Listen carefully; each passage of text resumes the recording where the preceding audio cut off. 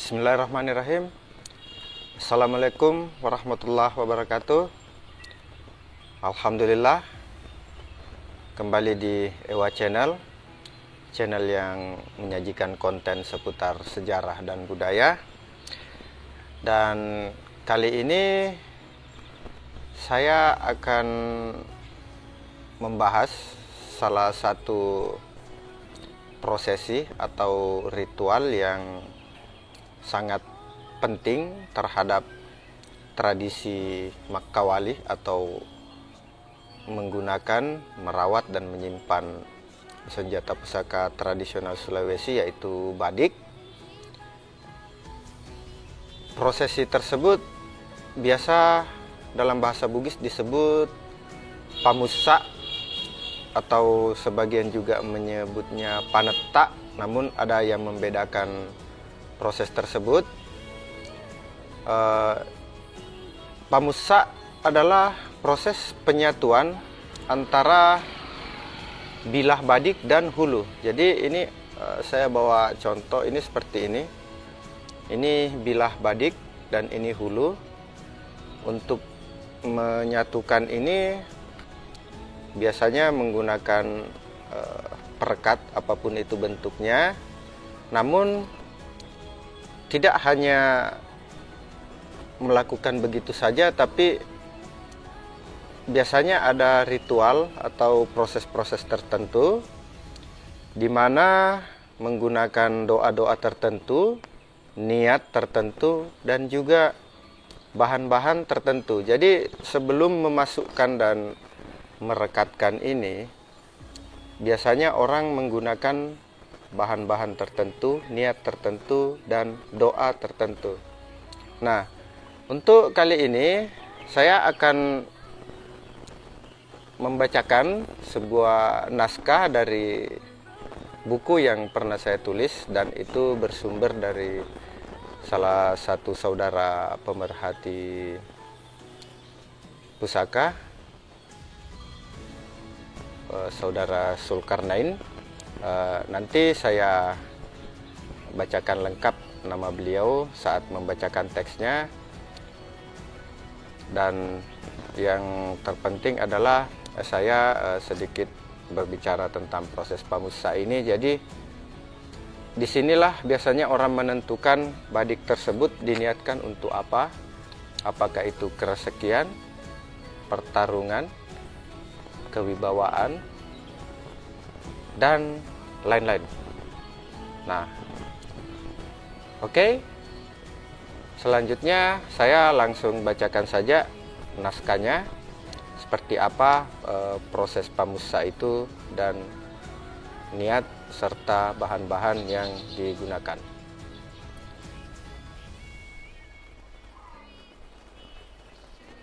Oke. Naskah yang akan saya bacakan ini dari salah satu isi buku yang pernah saya tulis dengan judul Mengenal Senjata Pusaka Sulawesi, dan tulisan ini referensinya dari saudara kita, salah satu pemerhati Parewa Besi, yaitu Bapak Andi Muhammad Zulkarnain. Jadi langsung saya baca naskahnya. Suku Bugis, khususnya pengguna atau penggemar senjata tajam, sangat mengenal istilah ini. Pamussa atau panetta adalah salah satu bagian dari upaya membuat senjata tajam menjadi bertuah atau bermanfaat secara maksimal. Pamussa atau panetta ini merupakan gauk-gaukeng atau tata cara yang dilakukan sebelum badik atau kris dipasang pada hulu atau handle-nya. Sebagian besar mempercayai bahwa pamussa atau panetta adalah langkah terakhir yang harus dilakukan sebelum senjata digunakan atau disimpan dengan baik. Walaupun badik adalah senjata, akan tetapi tidak jarang benda ini digunakan sebagai azimat yang disimpan di rumah tanpa dipakai untuk peperangan atau bertarung. Pamussa ini sifatnya sebagai senureng atau harapan. Sebagai manusia modern, senureng harus dianggap sebagai permohonan bantuan kepada Tuhan atau sebagai doa, jadi sifatnya tidak mutlak. Kalau Tuhan mengizinkan, maka senureng ini akan jadi. Apabila Tuhan tidak mengizinkan, maka tidak jadi. Saya sendiri menyatakan bahwa tulisan ini hanya untuk mengetahui tata cara pendahulu kita dalam memperlakukan senjata. Kalau pada zaman sekarang ini mau dimanfaatkan, akan kembali kepada pribadi masing-masing mau menggunakan atau tidak. Bagi yang memahami tata cara pamussa, hampir dapat dipastikan bahwa mereka juga memahami Pak Bunona Pamussa atau penawar pamussa. Bagian badi atau kris yang diberikan pamussa adalah bagian oting atau ati, yaitu pangkal badi atau kris yang ditancapkan pada hulu. Lazimnya oting ini bentuknya bundar dan jauh lebih kecil dari bilah besi. Manfaat gaukeng ini sangat tergantung pada niat, perlakuan, dan benda yang digunakan. Apabila niat tidak sesuai dengan benda yang dipakai, maka tidak akan jadi. Begitu pula bila perlakuan terhadap benda yang dipakai tidak sesuai pun tidak akan jadi. Pendahulu kita menggunakan bahan atau benda pamussa dari sekitarnya atau bagian dari tubuhnya. Bagian A, pamussa, salau atau salapu. Salau atau salapu apabila diartikan ke dalam bahasa Indonesia secara harafiah maka akan berarti kabut. Akan tetapi maksud dari pamussa salau adalah mengaburkan penglihatan orang lain. Senureng ini atau harapan ini biasanya dipakai oleh lampak atau orang-orang yang kerjanya merampok, mencuri, preman, dan lain-lain, agar tidak terlihat oleh orang-orang yang akan dirampok. Biasanya juga dipakai badik yang diharapkan tidak akan ditangkap oleh petugas keamanan. Jenis pamussa ini menggunakan bahan sebagai berikut. 1. Bulu mata. Bulu mata sebelah kanan dicabut atau 1 atau 2 lembar, kemudian ditaruh di lubang hulu atau dililitkan di outing kris atau badik. Setelah itu diberikan perekat atau lem lalu dipasang. Kenapa bulu mata? Menurut pengetahuan orang dulu bahwa tidak seorang pun bisa melihat bulu matanya. Pada bulu mata sangat dekat dengan indera penglihatan yaitu mata. Begitu pula orang lain tidak melihat bulu mata kita kecuali diperhatikan atau ditatap dengan khusus. Tentu bukan bulu mata palsu yang banyak digunakan gadis-gadis sekarang ini. Walaupun jaraknya 5 meter tetap akan kelihatan. Niat yang dibaca adalah Unya Kengi Mala Pasalau dan seterusnya. 2. Salok temeti atau palawangan. Salok temeti atau palawang adalah bagian bibir yang berada antara ujung bibir dengan hidung yang letaknya di antara dua lubang hidung. Jarak tersebut diukur menggunakan lidi, tulang, daun kelapa, kemudian dilipat 3 kali. Bagian pangkal dibuang ke kanan dan bagian ujung dibuang ke kiri tubuh. Bagian tengah diambil dan ditaruh pada lubang hulu keris atau badik. Lalu dibaca niat Unya Kengi Mala Pasalau dan seterusnya. Kemudian outing diberikan perekat lalu dipasang. Sebagian besar ahli senjata tradisional Bugis menyarankan senjata yang diperlakukan dengan pamussa ini sebaiknya jangan disimpan di rumah, lebih baik disimpan di tempat yang agak jauh dari rumah. Apabila keris tersebut mau digunakan, barulah diambil. Bagian B, pamussa murah rezeki. Seperti yang dijelaskan sebelumnya bahwa sebagian pendahulu kita membuat senjata untuk berkelahi atau berperang, akan tetapi digunakan sebagai asimat. Sebagian pendahulu kita tidak membuat senjata untuk sekedar berkelahi atau berperang, akan tetapi sebagian dibuat juga sebagai asimat atau simak yang tidak dibawa kemana-mana dan disimpan di rumah saja. Bahan digunakan sebagai pamussa jenis ini adalah sebagai berikut. 1. Palaca atau pacala walasoji. Walasoji adalah pembatas atau dinding yang terbuat dari bilah bambu. Biasanya digunakan pada saat ada acara adat atau pengantin. Akan tetapi yang digunakan sebagai pamussa adalah walasoji yang bentuknya seperti kotak tanpa penutup. Digunakan sebagai tempat barang waktu pengantin kita akan pesta perkawinan. Dalam bahasa lokal suku Makassar disebut erang-erang. Lawasoji atau walasoji juga biasa sebagai tempat sesajen yang disimpan dalam lumbung padi atau rakeang. Lawasoji ini bentuknya kecil, paling besar berukuran 1 kali 2 meter. Biasanya isi lawasoji ini berupa inang, padi, kelapa, tebu, pinang, nangka, beras, dan daging ayam yang kesemuanya adalah simbol makanan pokok dan bahan makanan yang enak-enak. Semua lawasoji memiliki palacak, yaitu bambu yang menjadi penghubung atau perekat antara sisi satu atau sisi lainnya. Kalau bukan pakai palacak berarti menggunakan rotan, pengikat yang mengikat sisi walasoji. Palacak atau pasio ini sama saja. Salah satunya bisa digunakan sebagai pamusak. Sedikit dari palacak atau pasio ini diambil lalu dimasukkan ke lubang hulu keris atau badi dan dibacakan niat unya kengimala papasempo dalle dan seterusnya. Lalu diberikan lem dan oting dimasukkan ke dalam lubang hulu. Yang kedua, capak kanuku dan wilua gemme. Ujung kuku dan ujung rambut.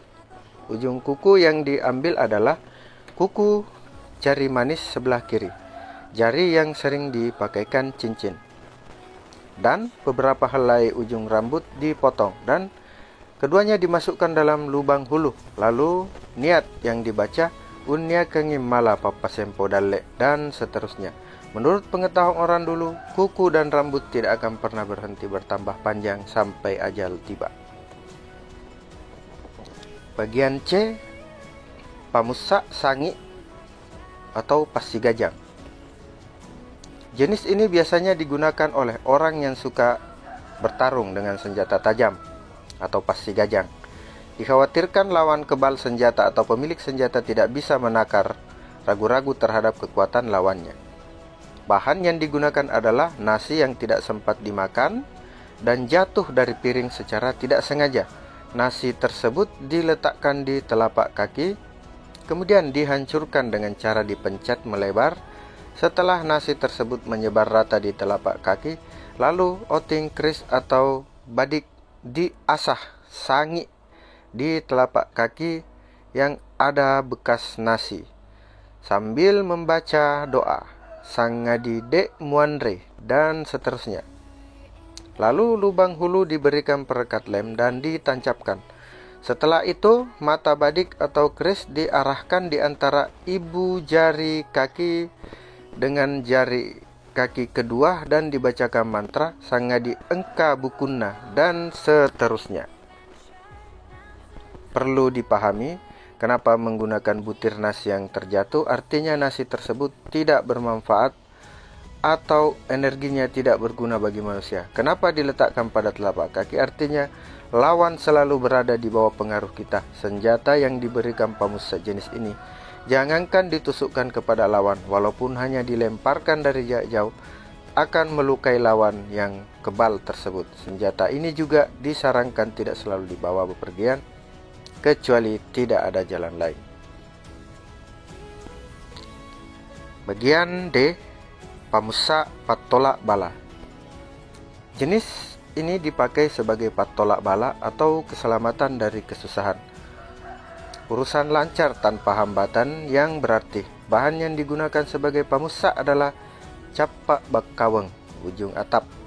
Atap yang dimaksud adalah atap nipa atau atap sagu atau atap daun kelapa.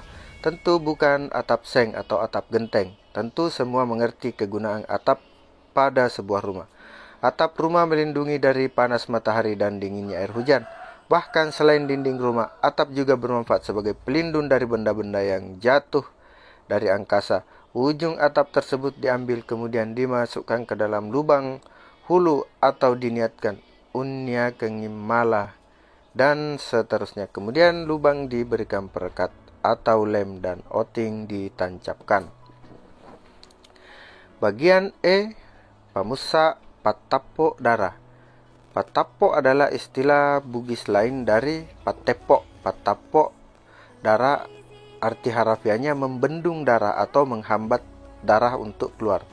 Apabila terjadi perkelahian dengan senjata, tidak mesti kebal untuk tidak mengalirkan darah. Pada intinya pendahulu kita mengharapkan darahnya tidak tumpah ketika berkelahi dengan senjata. Bahan yang digunakan untuk pamussa ini adalah kuku atau rambut. Akan tetapi mantra atau niat yang dibacakan tidak sama dengan pamussa pasempo dalle. Rambut dan kuku dimasukkan pada lubang hulu keris dan atau badik, kemudian dibacakan mantra dan seterusnya. Bagian F, pamussa nyameng ininnawa. Pamussa jenis ini termasuk untuk pengasihan dan keselamatan, karena kegunaannya agar semua orang merasa senang atau merasa nyaman apabila berhadapan dengan kita. Bahkan pamussa ini bisa meredam amarah bagi orang yang sedang bertengkar. Pamussa ini justru tidak menggunakan bahan apapun kecuali menggunakan pernapasan dan paring ngerang. Pada saat senjata akan dipasang pada hulunya, pernapasan diatur dengan baik dan pelan, tidak terburu-buru. Semua perasaan susah dibuang jauh-jauh. Semua kesusahan hidup dilupakan. Yang ada hanya perasaan tenang, bahagia, dan gembira. Ingatan kembali pada masa balita atau bayi di mana semua orang senang dan gemas. Lalu tarikan napas yang pelan direndahkan lagi, seakan menghadap Tuhan. Mak dararing. Pada saat terasa embun pagi menyentuh ubun-ubun, angin sepoi lembut menyelimuti badan, cahaya rembulan yang berwarna kebiruan menerpa wajah. Secara perlahan, badan yang sedang duduk bersila dengan kedua tangan berdoa naik ke angkasa. Semakin lama bumi kelihatan semakin kecil, pada akhirnya berhenti di depan cahaya terang benderang, tapi sejuk, tidak menyilaukan. Maafkan saya, tidak bermaksud menggunakan bahasa kotor. Pada saat itu, tanpa ereksi dan terangsang, keluarlah cairan kenikmatan bagi orang dewasa. Ketika berada pada perasaan tersebut, senjata tajam dipasangkan pada hulunya dengan diiringi dengan membaca niat dan mantra. Pamussa jenis ini sangat mengandalkan paring ngerang ingatan. Yang mana dimaksud paring ngerang itu? Coba simak analogi berikut. Pada saat anak-anak bermain dan bergembira berlebihan, tidak mengenal waktu, terkadang orang tuanya mengatakan, kalaki, ajakmu mabok ringerak kok. Artinya, hai anakku semua, jangan berlebihan, ingatlah, sadarlah. Maksud dari perkataan ini adalah ingatlah Tuhanmu.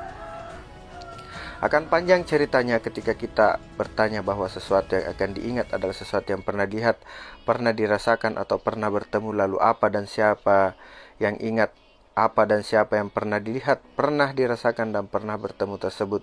Tentu butuh perjalanan jauh untuk hal ini. Sebenarnya banyak sekali pamussa dan panetta yang digunakan para pendahulu kita. Pada intinya semua adalah senu-senureng, yaitu harapan dan doa. Semua kembali kepada yang maha menentukan. Hanya pencipta yang maha hebat. Kehebatan sang pencipta akan terlihat pada kehebatan ciptaannya. Ciptaan Tuhan berjenis-jenis. Hanya manusia jenis ciptaan yang paling istimewa. Akan tetapi keistimewaan manusia bisa berubah setiap saat. Hari ini istimewa, mungkin besok menjadi hina. Bisa jadi besoknya lagi kembali istimewa. Tidak ada ciptaan Tuhan yang sia-sia. Tidak ada yang tidak bermakna. Serapuhnya kayu, selemahnya jerami, bisa juga mendidihkan air. Jangan anggap remeh semua ciptaan Tuhan. Semua karya Tuhan adalah istimewa. Keistimewaan ciptaan tidak akan menyamai keistimewaan penciptanya. Oleh karena itu, manusia harus menjaga keistimewaannya dan menjaga keistimewaan ciptaan Tuhan lainnya. Manusia yang menganggap ciptaan Tuhan lebih istimewa dari dirinya, berarti dia kurang yakin keistimewaannya. Yakinkah Anda bahwa Anda adalah istimewa? Oke. Sekian, terima kasih. Semoga ada manfaat dari video ini. Dan kembali saya selalu mohon bantuannya, share dan subscribe atau komen, like dan lainnya, agar menjadi penyemangat bagi kami untuk terus mencari konten-konten yang bermanfaat. Terima kasih. Assalamualaikum warahmatullahi wabarakatuh.